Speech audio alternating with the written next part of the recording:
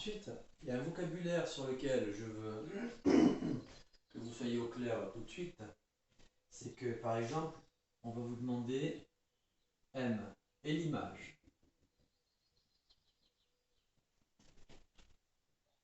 de C par la translation de vecteurs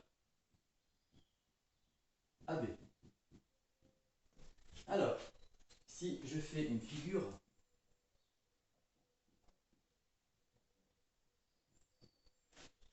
donc qu'est-ce que ça signifie? Ça signifie que dans un premier temps, le départ, vous démarrez du point C. Et ensuite, donc l'image de C, voilà, on démarre à C. Le trajet du vecteur AB, on va effectuer ce trajet-là. Donc, que veut dire le mot translation? Ça veut dire que je pars de C, je fais le trajet rouge, donc voilà, hein, on va faire ce trajet. Donc voilà, il faut que ce soit un parallélogramme. Et l'image, donc M, se situe ici.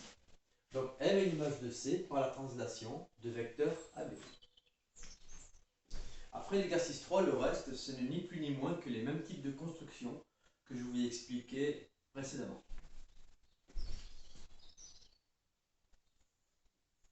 Pour terminer, je vais vous expliquer les consignes de l'exercice 2.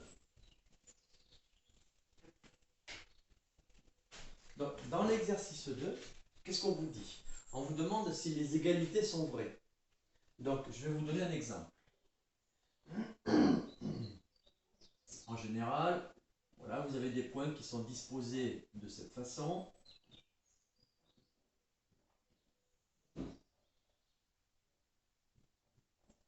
Voilà. Et en général, avec le quadrillage, ça forme un parallélogramme.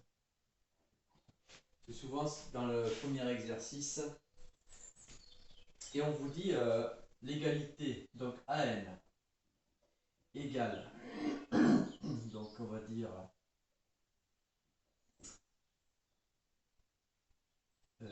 AB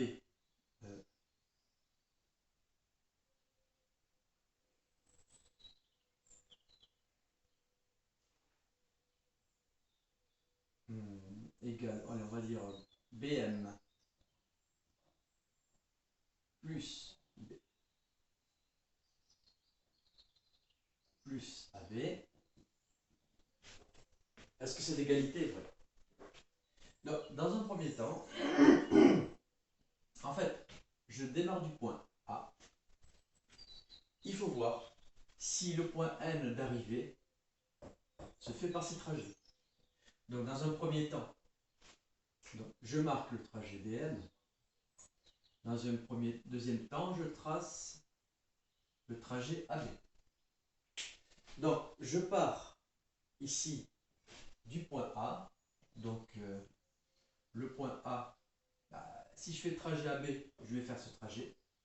Et après, si je fais le trajet BM, je vais faire ce trajet. Donc, j'arrive ici. Donc, le trajet que j'aurais fait, j'atterris sur M. Alors qu'on nous demandait d'atterrir sur N.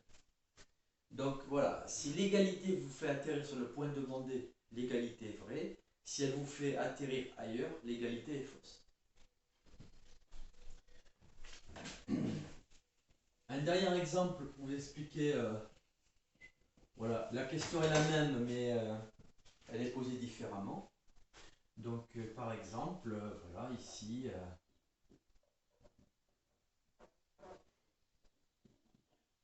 et on vous présente une flèche comme ça. Et on vous demande donc le vecteur représente-t-il le vecteur tracé représente-t-il AB plus BC? Alors,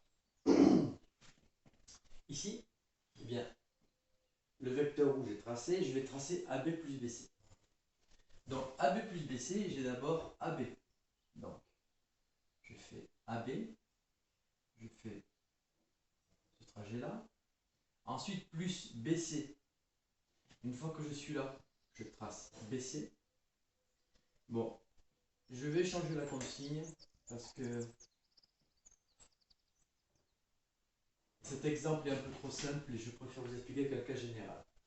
Donc, je vais partir par exemple le vecteur AB plus CB. Je vais le changer. Ici, ça veut dire que d'abord, j'ai fait le trajet AB.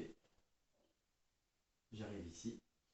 Après, le vecteur CB, donc CB, je le reporte ici. CB, donc je repars d'ici. Ce qui fait que je fais ce trajet. Donc au final, qu'est-ce que j'ai fait comme trajet? Je suis parti de A. Et je suis arrivé ici. Donc, est-ce que le trajet que j'ai effectué correspond à la flèche? Elle ne correspond pas. Donc, le vecteur ne le représente pas. Avant d'oublier, effectivement, vous avez le TD en PDF. Donc, je vais vous demander de refaire les figures, enfin, pour l'exercice 1, de faire les constructions sur une feuille simple ou double. Pour l'exercice 3, vous reproduisez le quadrillage sur la figure. Et pour l'exercice 2, vous dites simplement vrai ou faux. Voilà.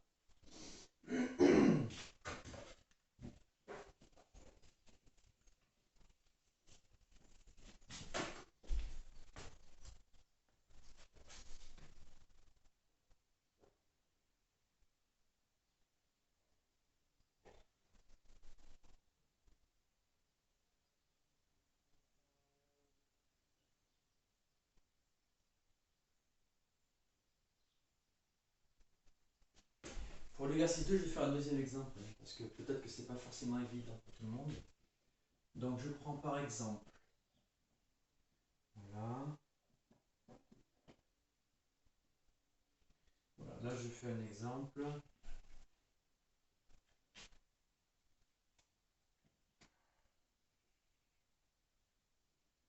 Bon, je vais le faire en vert, hein. Bon, en bleu plutôt.